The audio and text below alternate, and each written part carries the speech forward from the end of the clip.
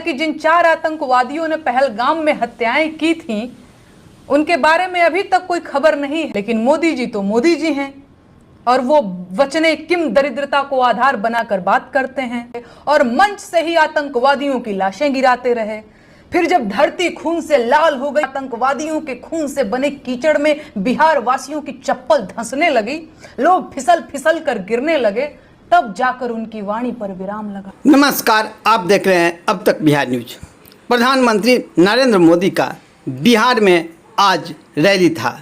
इस दौरान प्रधानमंत्री नरेंद्र मोदी ने दुश्मनों को, आतंकवादियों को मंच से ही फायरिंग करना शुरू कर दिए। इसके बाद इस फायरिंग की गूंज नेहा सिंह राठौर के कानों तक गया। इसके बाद नेहा सिंह राठौर ने मोदी पर फायरिंग करना शुरू कर दी। नेहा सिंह राठौर ने कहा कि जो आतंकवादियों ने मारा था उसका अभी तक अता पता नहीं है। तो मोदी जी अब कहाँ फायरिंग कर रहे थे? फायरिंग कहीं मिस तो नहीं तो कर गया? सुनिए क्या कुछ कहती है नेहा सिंह राठौर। अब बिहार वासियों का दुर्भाग्य देखिए, देश में कोरोना ने फिर से दस्तक दे दी है। कोरोना के 1000 से ज्यादा सक्रिय मामले उजागर हो चुके हैं और कुछ मौतें भी हुई हैं।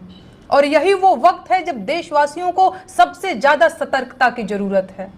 लेकिन बिहार का चुनाव फिर से जोर पकड़ चुका है और मोदी जी फिर से बिहार में रैली करना शुरू कर चुके हैं और अब वो रुकने वाले नहीं हैं।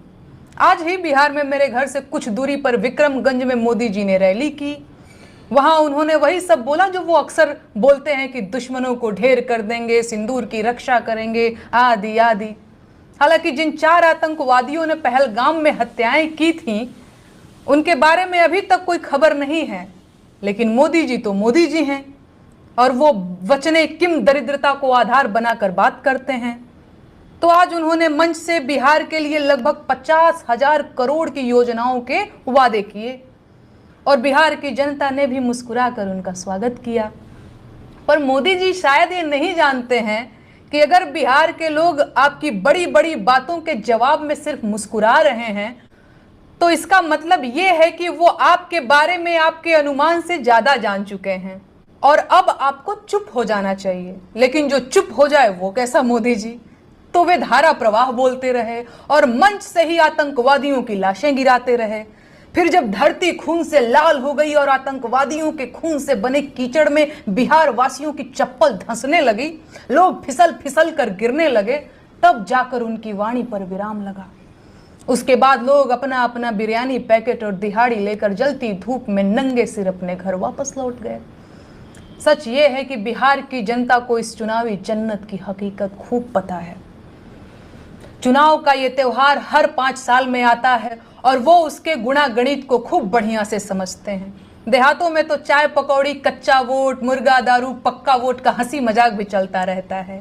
एक मार्मिक सच ये है कि आम जनता सरकारों के बनाए मकड़ जाल में दशकों से उलझी हुई है, एक बहुत बड़ी साजिश का शिकार हुई है।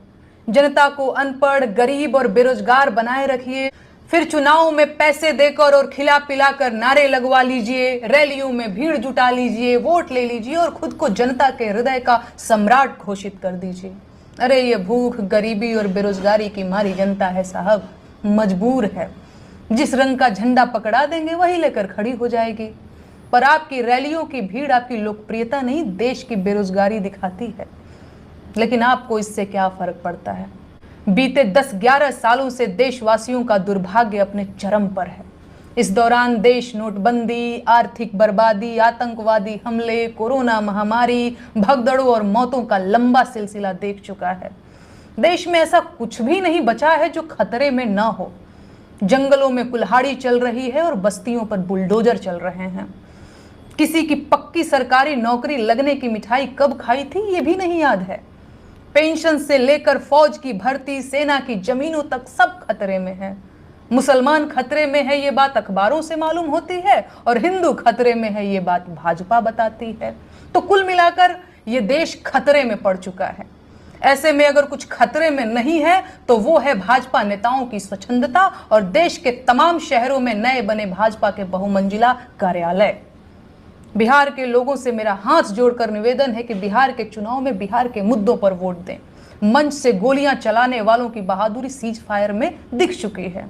तो किसी भी बहकावे में ना आए, सिंदूर अपने पति के हाथ का ही लगाएं, भाजपा वालों को अपने घर न लाएं और उन्हें बाहर से ही विदा करें, क्योंकि आपके परिवार की सुरक्षा आपकी अपनी जिम्मेदारी है।